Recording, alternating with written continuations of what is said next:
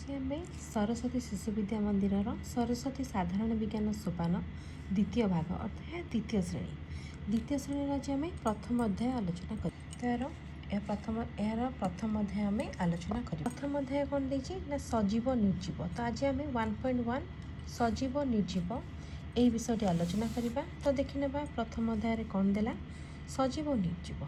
आम सजीव क्या कहवा जो मैंने कि निज माने खाद्य खाई था छोटू बड़ होती श्वासक्रिया करती चल प्रचल करती से जीवन थाए आम सजीव कहवा। जेपरिक गछ माने अर्थ उद्भिद सब प्रकार उद्भिद सब प्रकार प्राणी से आम सजीव कहवा। निर्जीव आम क्या कहवा जार जीवन नहीं जे चल प्रचल करपारती अर्थात निजे चल प्रचल करपारती जमीती गोटे पत्थर खंड बा तुम बही पेन खाता तुम्हें बही को तुम गोटे जगार आउ गोटे जगह को नेबाई तमें नियो आउ जड़े किए निए सी निजे कौन जापे कि निजे जापे ना कि तुम्हें जब गोटे जगार तुम घर तुम विद्यालय को जावाई तुम निजे जाओ तेणु तुम्हें है सजीव।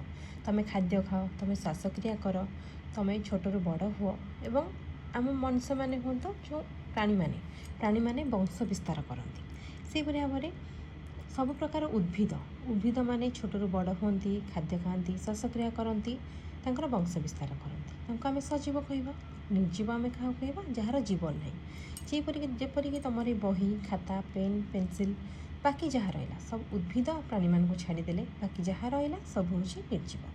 तास आम देखने विषय कौन देछि बगीचारे छोट बड़ अनेक गछ अच्छा शाग पटाड़ी मंजी बुणी पानी छिंचिले किछि दिन पर मंजीरू गजा बाहरी छोट छोट गछ हुए।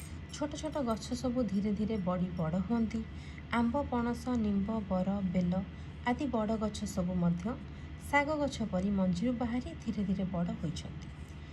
कुकुड़ा अंडारू कुकुड़ा चियाँ बाहरी कुकुड़ा हुए आमे सब मध्य छोटरू बड़ हेउछि। बगीचारे थिबा फूल गछ मूल पानी न देले गछटी मरी जाए कारण पानी न पाइले गछटी माटीरू खाद्य खाई पारे नाही आमे मध्य खाद्य न खाई मरीजा। शोइथिबा कुकुरटीर छाती को लक्ष्य कर कुकुर छाती किपरि पड़ुछि उठुछि वर्तमान निज छाती पर हाथ रख सेमिति अनुभव हेउछि कि एपरि काहीकि हेउछि। नाक बाटे वायु नेबा छाड़ा क्रिया को श्वासक्रिया कहते। आम जो वायु को नहीं था आम कौन कहू प्रश्वास जो छाड़ी था आम निश्वास बोली कही तो प्रश्वास निश्वास को मिसेले आम श्वासक्रिया बोली कही प्राणी मानक परी उद्भिद माने मध्य श्वासक्रिया करते।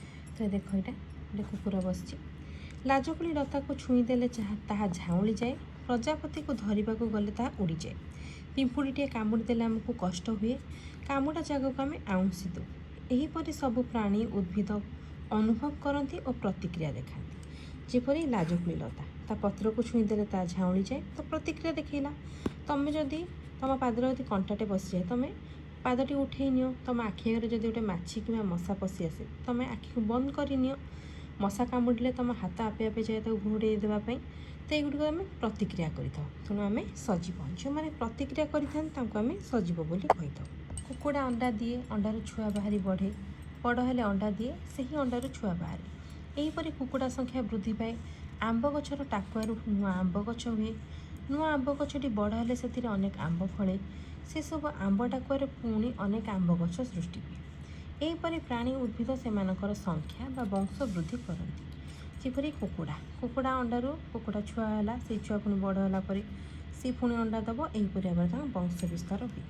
उद्भिद प्राणी सजीव बोली आम आगुरी जाचु सजीव खाद्य खाती छोटू बड़ हो शेष मरी जाती श्वासक्रिया करती अनुभव कर प्रतिक्रिया प्रकाश करती वंश वृद्धि करती निर्जीव माने एपरि करती कि तो उत्तर दियो। तो 1 नंबर देला शून्य स्थान पूरण कर पानी न पाइले गछ माटीरू देख। तो यह आम विषय थी विषय वस्तु को आलोचना कले यार परवर्ती वीडियो रे जो उत्तर दियो यार अनुशीलन प्रश्न उत्तर तो ये प्रश्न उत्तर को आम आलोचना करवा। तो बर्तमान पे आम ये विषय को पढ़ले तो आम यार परवर्ती वीडियो आम यार अनुशीलनी को आलोचना करवा।